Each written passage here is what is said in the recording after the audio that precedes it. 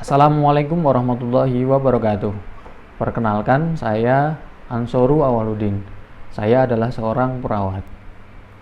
Pada kesempatan kali ini, saya ingin berbagi informasi kepada teman-teman semua bagaimana mengurus perpanjangan STR dengan baik dan benar. Teman-teman di luar sana mungkin masih banyak yang belum tahu cara mengurus perpanjangan STR dengan baik dan benar. Jadi, di akhir video ini, saya berharap teman-teman bisa memahami dan mengerti betapa pentingnya perpanjangan STR bagi kita seorang perawat dan pengetahuan awal kepada teman-teman semua terkait proses perpanjangan STR itu sendiri.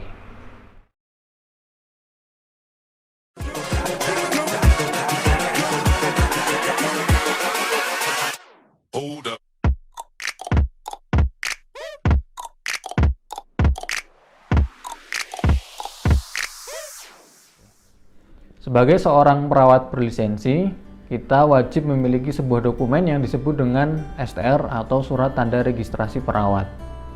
STR adalah sebuah dokumen wajib bagi seorang perawat untuk menjamin perawat dalam melakukan proses asuhan keperawatan kepada pasien secara sah, legal, dan terjamin secara hukum. Nah, pada video ini saya ingin berbagi informasi kepada teman-teman semua bagaimana proses perpanjangan STR yang baik dan benar. Bagi teman-teman yang sudah memiliki STR dan aktif bekerja di pelayanan kesehatan, maka STR tersebut hanya akan berlaku selama 5 tahun. Kenapa 5 tahun? Menurut pendapat saya, para pengurus organisasi sudah melakukan berbagai analisis secara mendalam kenapa STR ini hanya akan berlaku selama 5 tahun.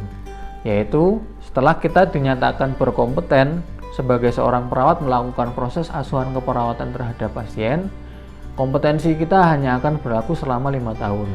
Artinya, apabila kita selama 5 tahun berjalan tidak melakukan kegiatan apapun untuk mempertahankan kompetensi kita atau meningkatkan kompetensi kita sebagai seorang perawat, maka kompetensi kita akan dianggap berkurang setelah 5 tahun tersebut.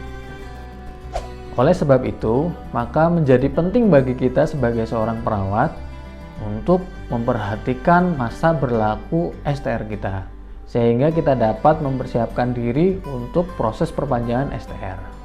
Dalam proses perpanjangan STR, selama 5 tahun masa aktif STR, kita diwajibkan untuk melakukan kegiatan-kegiatan yang sudah ditentukan oleh organisasi profesi kita, yaitu PPNI, guna meningkatkan ataupun mempertahankan kompetensi kita sebagai seorang perawat dalam melakukan asuhan keperawatan terhadap pasien. Kegiatan ini disebut dengan CPD atau Continuous Professional Development. Secara umum, terdapat 4 ranah kegiatan yang sudah ditentukan oleh PPNI. Yang pertama adalah kegiatan praktek profesional, yang kedua kegiatan ilmiah, yang ketiga pengembangan ilmu pengetahuan keperawatan, dan yang keempat adalah pengabdian masyarakat. Dari keempat ranah kegiatan tersebut dibagi lagi menjadi beberapa butir-butir kegiatan.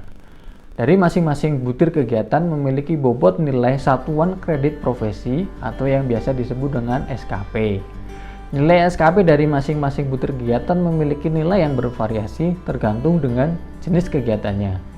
Total nilai SKP yang wajib kita kumpulkan selama 5 tahun adalah minimal 25 SKP. Bukti-bukti kegiatan kita selama 5 tahun tersebutlah yang akan kita ajukan untuk mempertahankan kompetensi kita sebagai seorang perawat, yang kemudian dikeluarkannya dokumen STR sebagai bukti legal kita sebagai seorang perawat dalam melakukan proses asuhan keperawatan terhadap pasien.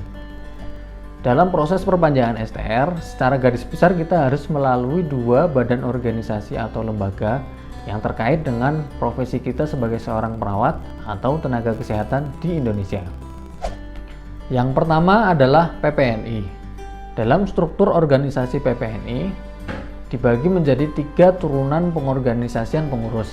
Yang pertama adalah Dewan Pengurus Pusat atau DPP, kemudian Dewan Pengurus Daerah atau DPD, dan Dewan Pengurus Komisariat atau DPK. Selama proses perpanjangan STR, kita akan lebih sering kontak dengan Dewan Pengurus komisariat atau DPK. Jadi pastikan teman-teman sudah mengenal nama-nama anggota pengurus di DPK di mana teman-teman terdaftar sebagai anggota. PPNI bertugas untuk melakukan verifikasi terhadap dokumen-dokumen persyaratan dan dokumen-dokumen bukti CPD untuk dibuktikan kebenarannya. Kita diwajibkan untuk mengupload semua dokumen persyaratan dan dokumen bukti ke laman web PPNI yaitu ppni-ina.org. Setelah semua dokumen terupload dengan baik, maka PPNI akan melakukan verifikasi terhadap dokumen kita. Dan apabila dokumen kita sudah terverifikasi, maka PPNI akan mengeluarkan sebuah surat rekomendasi yang menyatakan bahwasanya kita telah memenuhi syarat untuk melanjutkan tahap yang selanjutnya. Yang kedua adalah KTKI atau Konsil Tenaga Kesehatan Indonesia. KTKI bertugas untuk mengeluarkan dokumen STR setelah kita memenuhi persyaratan CPD. Surat rekomendasi yang kita dapatkan dari PPNI adalah menjadi bekal kita untuk mengurus dokumen STR di KTKI. Kita diwajibkan untuk mengisi kolom identitas dan upload berkas di laman web KTKI yaitu ktki.kemkes.go.id. Nah, teman-teman semua, akan mudah bagi kita untuk melakukan proses perpanjangan STR apabila kita sudah mengetahui cara dan prosedur proses perpanjangan STR dengan baik dan benar. Pada video saya selanjutnya, saya akan menyampaikan lebih rinci kepada teman-teman semua bagaimana alur proses perpanjangan STR, kemudian dokumen bukti dan dokumen persyaratan apa saja yang dibutuhkan, dan cara upload dokumen-dokumen tersebut. Jadi ikuti terus video saya selanjutnya dengan cara klik tombol subscribe dan klik tombol lonceng yang ada di bawah ini. Terima kasih sudah menonton video saya. Sampai jumpa di video saya selanjutnya. Salam sehat untuk kita semua. Wassalamualaikum warahmatullahi wabarakatuh.